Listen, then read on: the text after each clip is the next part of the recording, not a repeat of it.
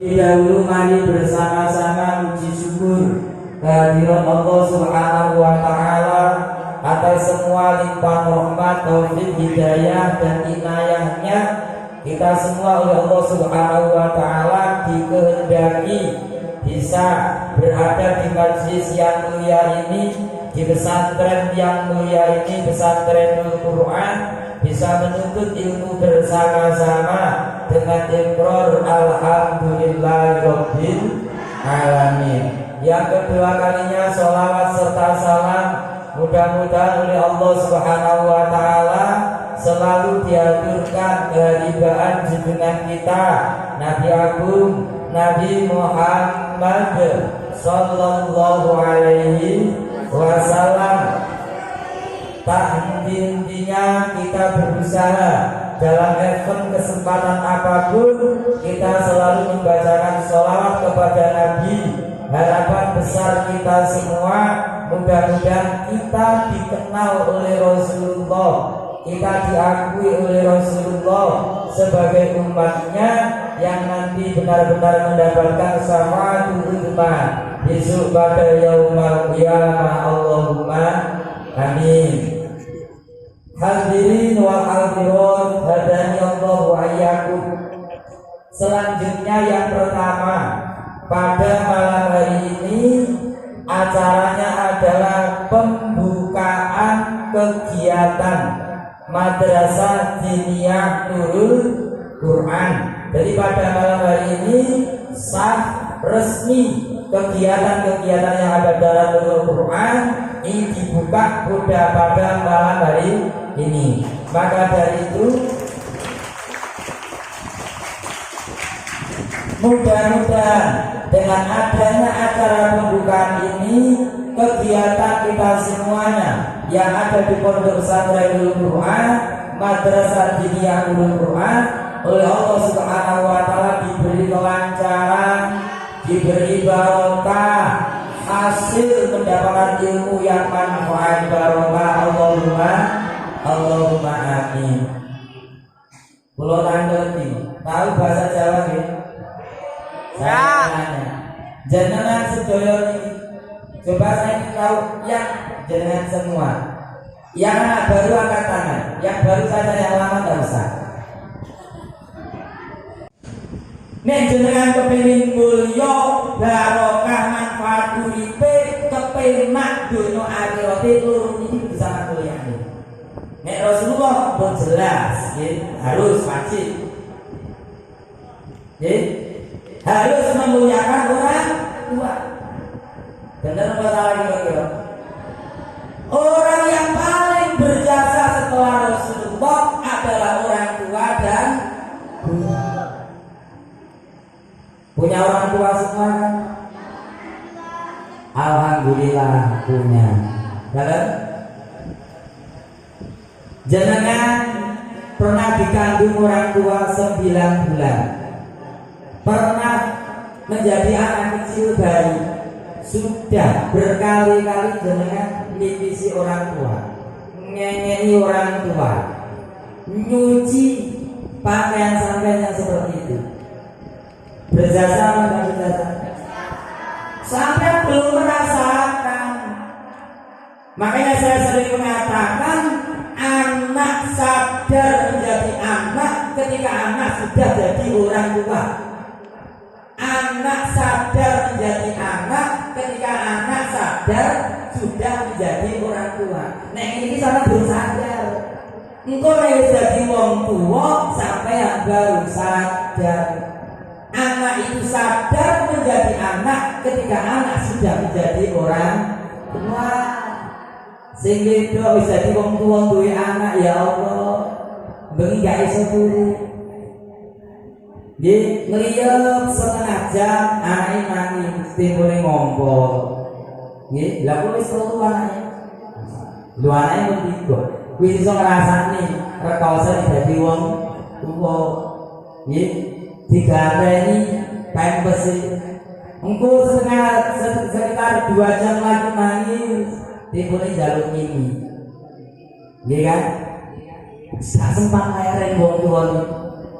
Dulu sing bapake Bapake sampean durung lahir, bapak sampean pun mikir. Lho percaya boten? Sampean durung lahir, bapake sampean pun mikir. Sing ning jero kandungan iki lho, sing ning jero kandungan. Tasik teng jero kandungan bapake pun mikir. Engko biaya kanggo lair kondi, kanggo acara kondi, biaya bidane kondi, engko terus biaya sekolah kondi, mondoke kondi, engko gurung kuliah, nggih napa nggih? Masya Allah. Sampai kadang-kadang dadi wong tua kepengin mangan bakso dimpet, duwike dicelengi kanggo ngirimi sing tempon. Ngomong mboten sampean. Lah wong ngono kok ning pondok leha-leha. Orang semangat. Kepengin berbakti kepada orang tua? Nek jenengan kepengin bakti kepada orang tua, mung siji sampean sing tenanan golek ilmu. Pun iku tok. Wong tua enggak kepengin dibayar, mboten kepengin. Selama kuping ndak kepengin diganti dengan uang ndak kepingin, tapi sampai belajar sing tenanan, sing ngapal Quran, hasil Al-Qur'ani, sing ning dinya pinter maca kitabe, niku wong tuwa niku pun seneng. Pun alhamdulillah. Dadi nek jenengan kepengin bakti ning wong tuwa, napa teng pondok sing tenanan. Jadi birrul walidaini sampean untuk saat ini belajar yang sungguh-sungguh. Nek sampean turu-turu kok sampean gelakne wong tuwa. Nggih. Sampean gelakne wong tuwa. Aja sampean gelakne wong tuwa, nggih. Niku sing pertama. Yang kedua, siapa orang yang paling berjasa? Guru. Orang yang paling berjasa itu guru. Nek mikirnya rino wengi mikirnya sampean gak iso turu. Apa meneh bocah kate sampean ya Allah. Temene kula niku kadang-kadang teng tiyang film. Kadang iki kaset dulu mulai kula malam minggu jarang berhenti karena ada anak itu. Kadang enten cah perempuan tidur di belakang.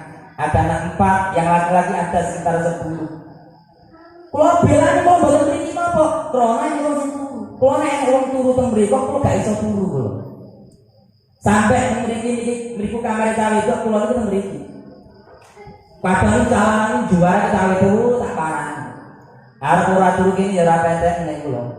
Lha saya kula uri-uri, enggak pisan pintu. Nah, termasuk golongan wabi barang. Yang wabi niku. Lho, artinya apa? Guru niku mikire sing tenanan, guru niku mikire tenanan dikene sampeyan, jasane niku luar biasa. Sampeyan kudu eling. Sampeyan belajar teng mriki golek ngelmu, asline duduk tanggung jawab kiai, asline duduk tanggung jawab guru, tapi tanggung jawab wong tuane sampeyan. Ngajari maca Quran bapake sampean sing kewajiban, ngajari wudu bapake sampean, ngajari salat bapake sampean sing kewajiban. Tapi krono menungso kuwi duwe kesibukan sing macem-macem, duwe kekurangan, duwe kelebihan sing ora padha, akhire sampean dititipne teng mriki. Mulane nek sampean dititipne ning kene, ya ngrepoti dadi aja nemen. Paham? Lah piye sampai repot tidak teman-teman? Yo aturane sing gampang. Lho ngoten lho. Wayah ngaji yo ngaji, wayah berangkat yo berangkat, digugah yo tangi. Aja kok terus turu ning WC. Enek ngono ya. Digugah tangi sempat turu ning sanjene kamar mandi. Ah, nggih. Artinya apa jenengan niku ben sadar, iki asline tugase wong tuwa. Nek asline tugase wong tuwa, aku aja ngrepotne nemen-nemen teng Ustadi, aja ngrepotne nemen-nemen kiai, nek ngrepotne mesti mesti ora kira ora, tapi aja nemen. Lah piye ampe ora nemen ngrepotne kiai ngrepotne ustaz, aturane sing gampang. Ngoten lho. Siji sampean kudu disenengi kiai, disenengi ustaz, nek berhasil sampean disenengi wong tuane. Sampean nek purun mulyane wong loro niki, mulyane siji wong tuwa, nomor loro gurune, nggih. Siji mulyane wong tuwa, nomor loro mulyane gurune, kula yakin jenengan mulya uripe penak donya akhirate. Allahumma amin. Sampai nek mulyane wong tuane tok, tapi ndak mulyane gurune, sering menyakiti hatinya seorang guru. Nggih, sampeyan barokah donyane tok, tapi ngelmune boten barokah. Sampeyan uripe penak, umure dawa, rezekine lancar, tapi ngelmune niki boten barokah. Sampeyan enggak iso ngrasakne manise ilmu. Paham boten kali basa kula? Paham ya? Niku nek sampean mulyane wong tuwa, tapi mboten mulyane guru. Wonten teng talim ceritane. Ada seorang kiai, beliau tertimpa musibah. Akhirnya semua santri-santrinya itu menjenguk kiai yang terkena musibah tadi. Dijenguk, diindani. Ada satu santri yang tidak menjenguk kiainya. Akhirnya suatu ketika beliau bertemu dengan kiainya, ditanya oleh kiainya, "Kamu kemana, Nak? Kemarin teman-teman kamu ke rumah saya, kok kamu tidak kelihatan sendiri?" Apa jawabnya seorang santri tadi? "Mohon maaf Pak Yai, saya tidak bisa menjenguk Pak Yai karena saya sibuk merawat ibu saya." Lalu saya tanya, merawat ibu itu baik apa baik? Baik. Apa jawabnya seorang kiai tadi? "Oh, kalau begitu kamu berkah dunianya, umurnya panjang, rezekinya lancar, tapi tidak berkah ilmunya." Itu akhirnya menjadi kenyataan. Tidak bisa merasakan manisnya ilmu. Dia memuliakan orang tua, tapi tidak memuliakan gurunya. Tapi kalau kamu balik, kamu memuliakan gurunya, tapi tidak memuliakan orang tua sampean, kebalikannya akan barokah ilmunya, tapi tidak berkah dunianya. Rezekine seret. Niku nek boten mulyane wong tuwa, mungkin jenengan matlak iso ngrasani enak. Oh, adate ilmu jenengan saged merasakan, tapi jenengan rezekine seret. Niku nek jenengan boten mulyane orang tua, memuliakan guru. Mulane loro-loro niki harus kita muliakan. Pak, kewajiban santri sering saya mengatakan, nek pun jane ngaji niku teko ning panggonane ngaji. Kewajiban santri nek wis peraturan jane ngaji ya ning teko panggonane ngaji. Niku nek prinsip kula ngoten. Dene gurune teko gak teko niku urusane guru, tapi kewajiban santri wis dipenuhi. Nek gurune gak teko ya sing iso gurune lho, ngoten mawon nek cara kula. Lah kula sebagai guru nek jam kula ngaji kula nggih teko, dene gane santrine kula sing penting kula wis nekani jamku. Lha kula ngoten. Lah kula mani boten teko nggih berarti kula sing kedosan. Nah, jadi podo, sebenarnya podo duwe hak lan kewajiban. Podo duwe hak lan kewajiban. Hadirin hadirat hadanillah wa iyyakum. Nggih, sing pertama apa tadi? Napa? Memuliakan orang tua. Nggih, tak ulangin, orang yang paling berjasa di dunia ini, tentu banyak ya, orang yang berjasa itu tentu banyak. Teman-teman kita juga berjasa kepada kita. Tapi yang paling berjasa setelah Rasulullah adalah orang tua dan guru. Mengapa? Karena guru yang memberi ruhaniyahnya, yang mengajari ruhaniyahnya. Ngapunten, jenengan kesini dikirimin uang oleh orang tua. Uang itu untuk makan. Tapi jenengan di sini diajarkan akhlak, diajarkan tata cara wudu, diajarkan tata cara membersihkan hati. Itu adalah makanan ruhaniyah. Dan yang memberi makanan rohani adalah seorang guru. Orang tua kita sementara memberi makanan jasmaniah, badan kita. Makanya dua-duanya harus kita muliakan. Teng sair kula wau nyatet keterangan.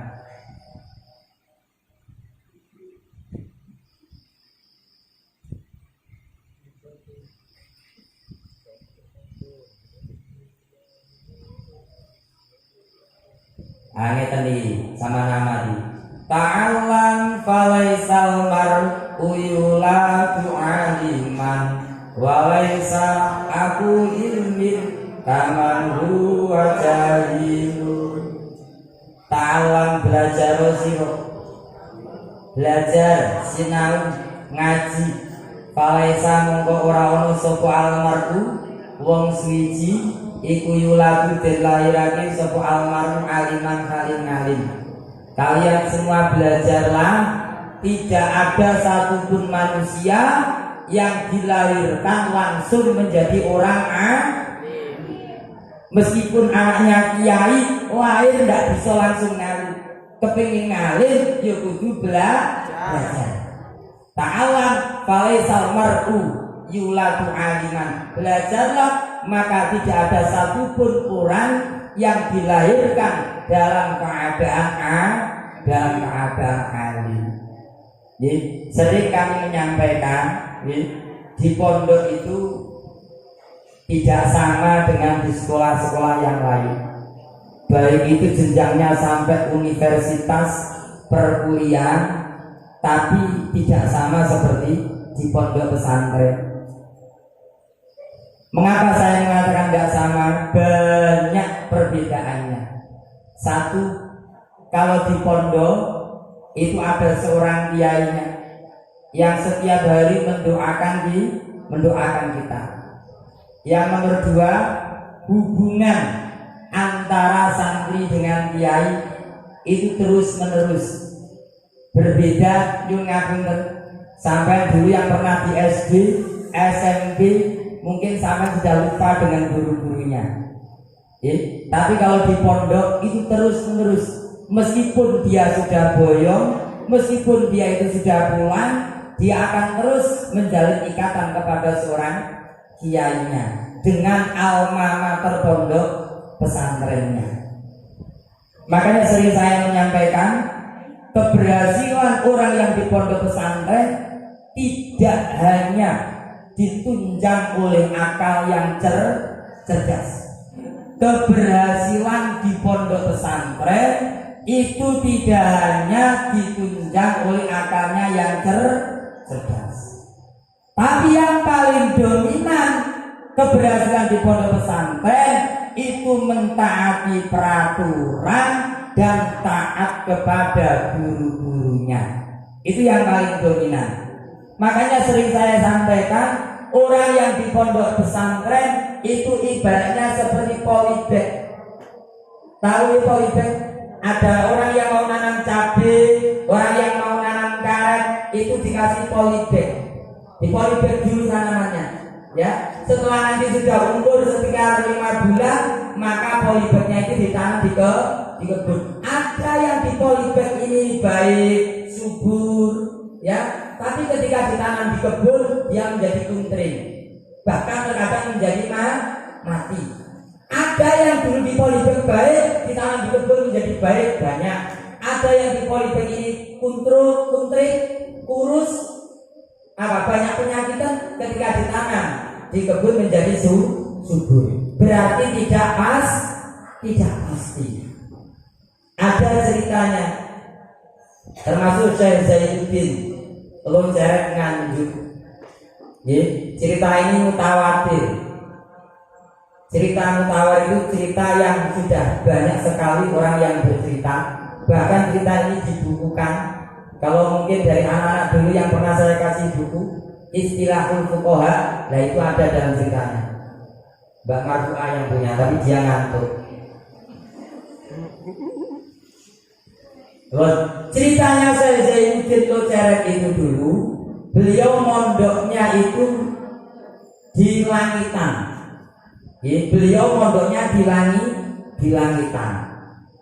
Dalam ceritanya beliau itu pada waktu itu jenjangnya jenjang pelajaran maksud itu bawahnya alfiyah. Kalau di pondok saya yang mungkin kelas 6 ibtidaiyah. Pokok kisaran kelas 6 ibtidaiyah atau kelas 1 sanawiyah pada waktu itu.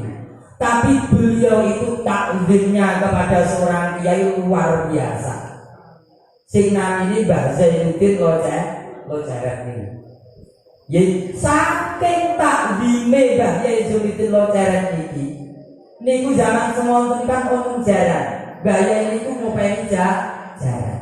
Niku nek ajeng mangani jaran niku dimanggani. Monggo dipun dahar. Dulu kalau jaran sampai bayang ngomong karo jarak nekai suket kali monggo dipun dahar. Kira-kira piye ana bahasa iki? Saking mulyane kiai ini sampai semonten. Pernah suatu ketika dikengken Mbah Yai tumbas rokok, kengken gowo jaran teng pasar. Akhirnya balik suwe banget berjam-jam. Akhirnya ditangleti kali kiai ini. Lho sampean tak kon tuku rokok gowo jaran kok suwe banget tekan diwai. Jawabe keranten jarane mboten kula tumpaki. Jenengan wau sanjane kenggo. Ya mek dituntun jarane. Dituntun ning pasar tuku rokok barengan. Sampeyan boleh ceritane teng istilah hukum konten. Cerita itu nek dibukukan lebih kuat. Dan akhirnya dari kejadian itu Mbah Zainuddin Loceret ini diambil menantu oleh beliau Kiai Langitan. Akhirnya Mbah Zainuddin mantuk teng Loceret Nganjuk, Pondok Nganjuk Jawa Timur Loceret. Niki luar biasa. Niki namung cerita nggih. Ada yang mengatakan beliau seorang wali kutub. Niki ceritanipun teng Pondok Kiai Zainuddin. Ketika kataman kitab Ihya Ulumuddin, semua pertunjukan itu ada. Mulai dari wayang kulit, mulai dari orjen, mulai dari jaran, pokok pertunjukan apa saja itu ada. Itu Mbah Yai Zainuddin Loceret. Akhirnya zaman semonten, zamanipun Mbah Yai Hasyim Asy'ari.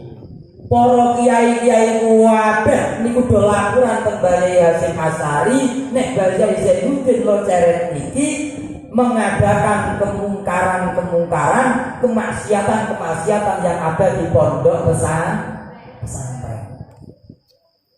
Akhirnya nopo Mbah Yai Hasyim Asy'ari pada waktu itu nggih semerbasen kan nggih yang mendirikan Nahdlatul Ulama ngalimi kaya napa Mbah Yai Hasyim nulis surat Mbah Yai Hasyim, nulis surat teguran sing intine aja nglakoni perkara mungkar, ditulis dalem mau dikirim kepada Mbah Yai Zainuddin Loceret. Surat selesai diletakkan di meja, beliau sare Mbah Yai Hasyim. Ketika beliau sare, beliau bermimpi sholat berjamaah, beliau di shaf yang agak belakang. Bukan shaf pertama, tapi shaf agak belakang. Tapi yang menjadi imam adalah Mbah Yai Zainuddin Loceret. Sampai bayangkan. Duh, cerita ini wonten istilah itu Pak, mboten gawe-gawe itu. Asalan buka ceritanya. Duh, niku napa keramate Mbah Yai Zainuddin Loceret. Nggih, nek ningali lahiriah luar biasa. Niku saking takbine kali kiai niku, takbir kali guru niku. Nggih, mulakno nggih apa yang saya sampaikan tadi. Satu, nggih, kita harus menghormati orang tua. Nomor dua, menghormati guru.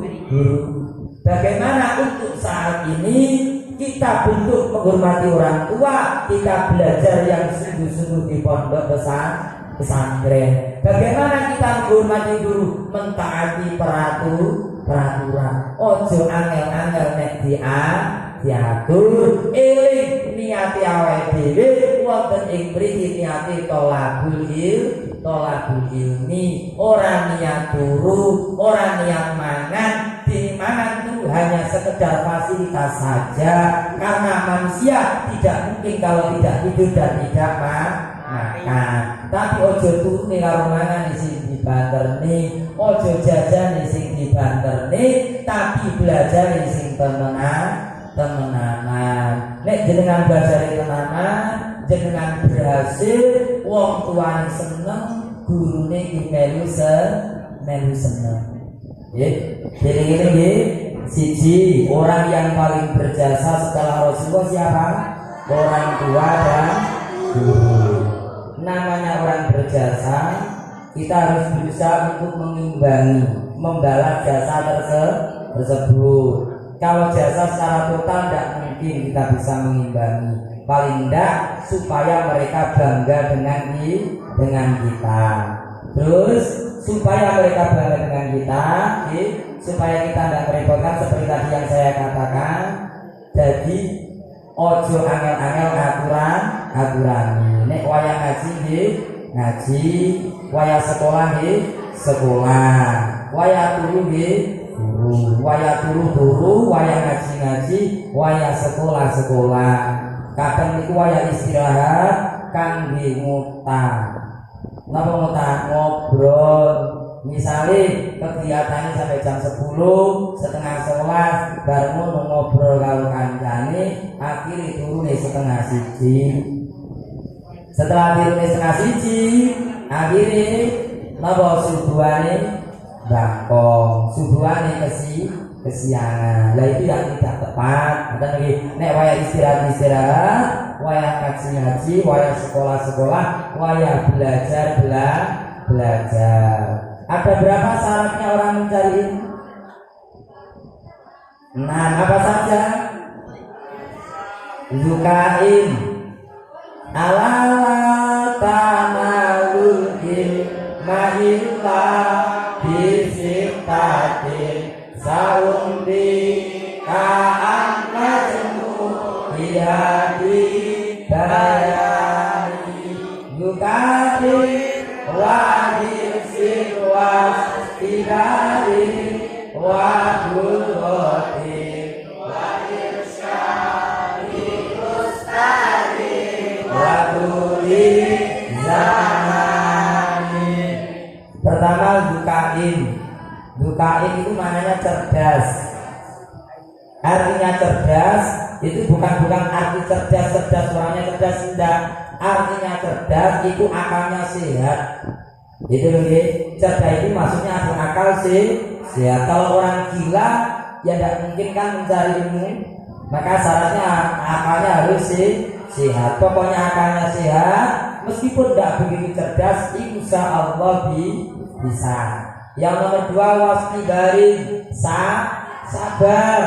Sabarnya bagaimana? Ya sabar, dimarahin guru sabar, ditakzir guru sabar, subuh waktunya bangun sabar, berat tapi sabar untuk menjalankan.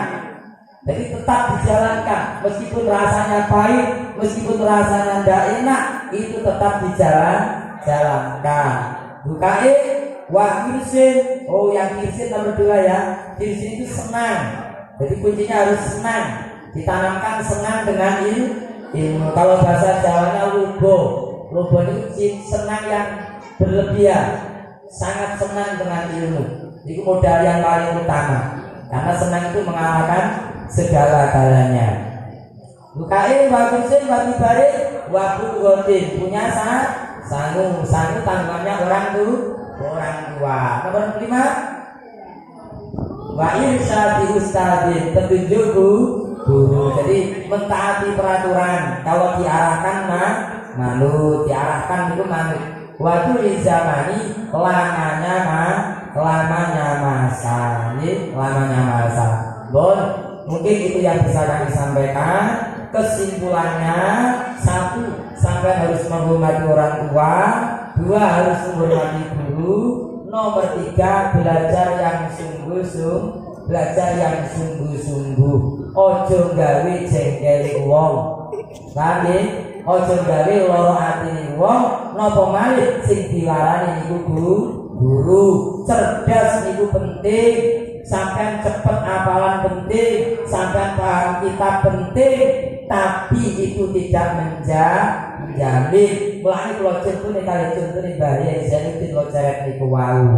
Mulane napa? Cerdas, plek dibarengi kali akhlakul karimah, taat dengan peraturan, manut kali kiai, manut kali ustaz. Dengan cerdas, manut kali peraturan, manut kali kiai, menghormati guru, menghormati orang tua. Insya Allah jenengan berhasil dohir batin, manfaat barokah, uripe penak dunya akhirat. Allahumma amin.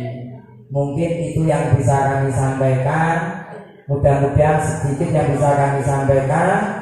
Niki selalu jenengan tenang, jangan bangun turu diduga males eling wong tuane sampeyan nek ngumpuli duit, eling niati sampeyan rene golek ilmu, eling ojo nyakiti atine guru. Bisa nek diduga niku kok pindah-pindah panggonan iku gurune ya pegel. Bener lagi. Nah, nek jenengan eling-eling ngoten mati, akhir jenengan sadar, nek pun sadar terbiasa, nek pun terbiasa akhir jenengan iku lakon napa-napa kepenak boten mawi kepeksa karena sudah terbiasa. Mudah-mudahan sedikit yang kami sampaikan ada guna dan manfaatnya. Dari kami tentu banyak salah, banyak hilang. Mohon maaf yang sedalam-dalamnya. Usikum wanafsi bitaqwallah. Assalamualaikum warahmatullahi wabarakatuh.